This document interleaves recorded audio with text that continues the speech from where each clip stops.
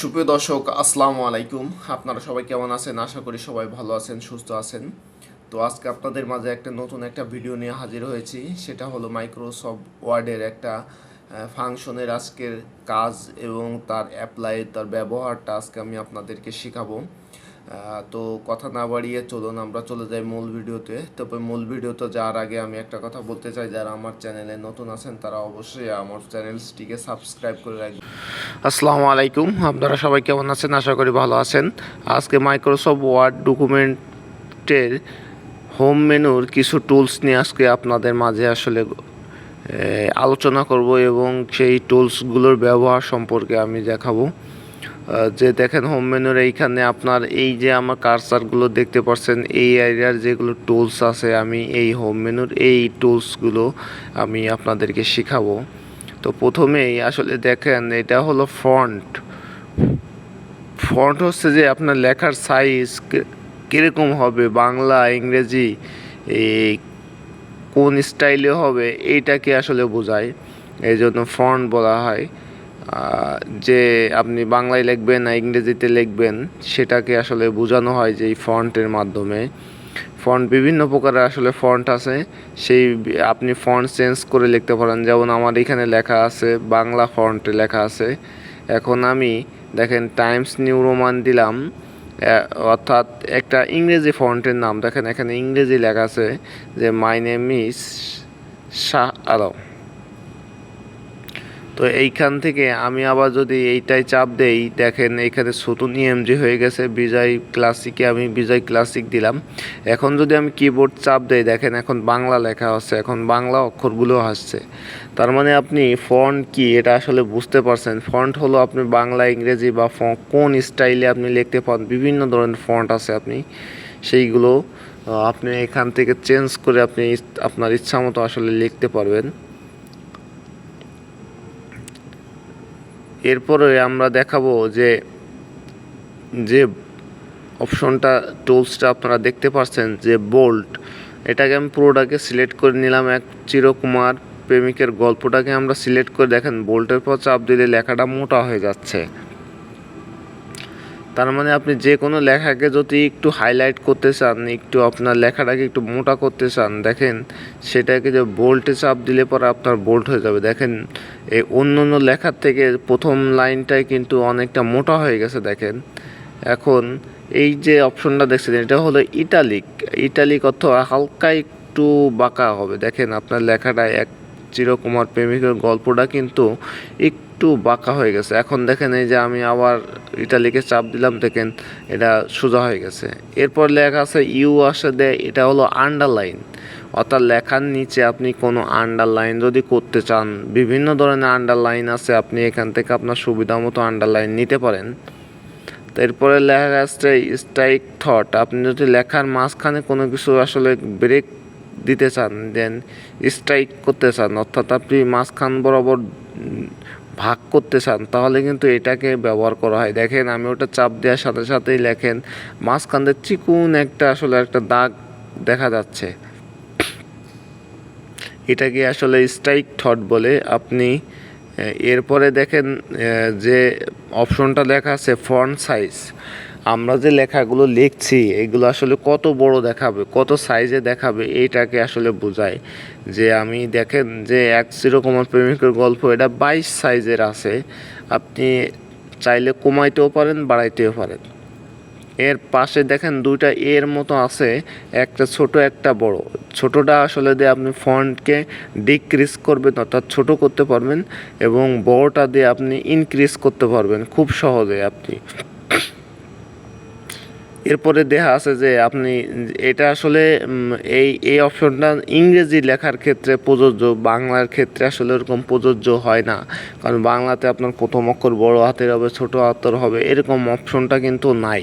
যার কারণে আসলে এই অপশনটার আমি দেখাইতে পারলাম না। পরবর্তীতে আপনাদের একসময় আমি দেখাবো যে আপনি যদি চান যে প্রত্যেকটা অক্ষর আসলে বড় হাতের হবে, অর্থাৎ ইনক্রিজ হবে,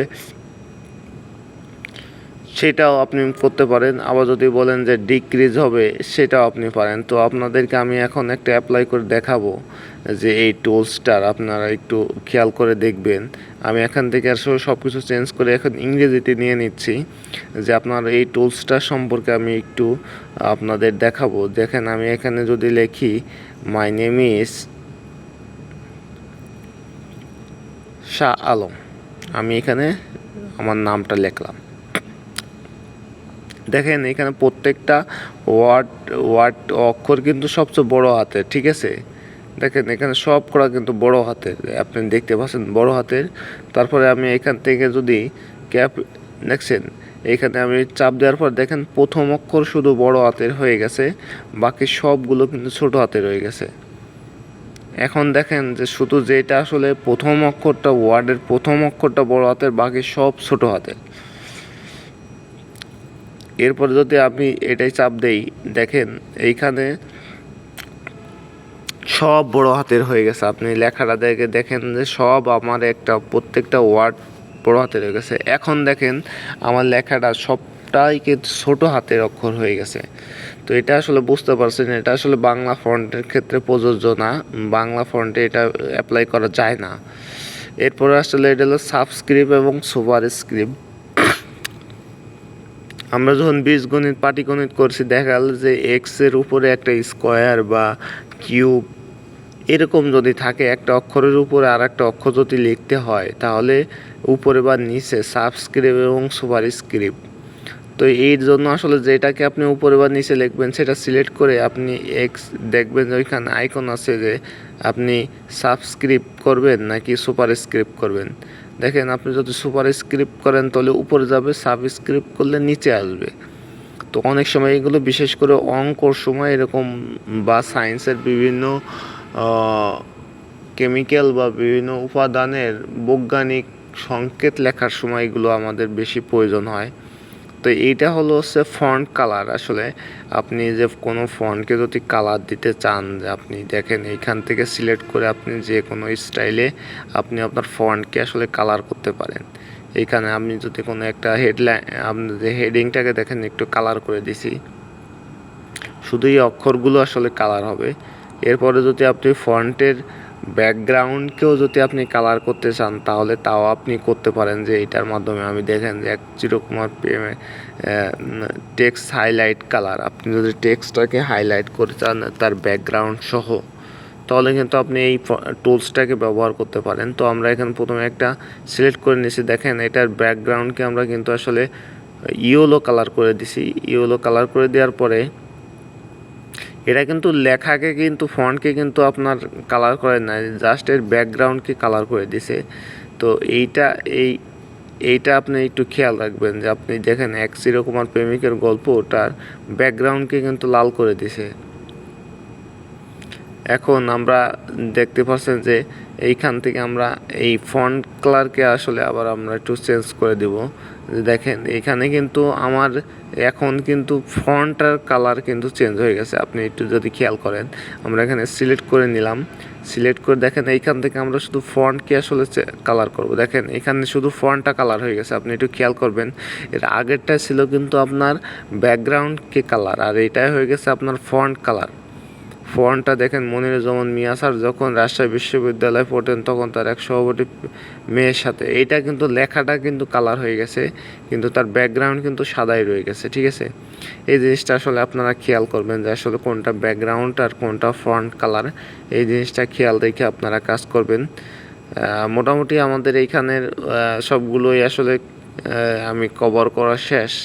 আমি চেষ্টা করেছি যে আপনাদেরকে বোঝানোর জন্য যে এই টুলস পরবর্তীতে আমরা পাশে যে প্যারাগ্রাফ যে অপশনটা টুলসটা আছে, এই টুলস সম্পর্কে আমি আপনাদেরকে বিস্তারিত ধারণা দিব। তো সবাই ভালো থাকবেন, সুস্থ থাকবেন, আল্লাহ হাফেজ।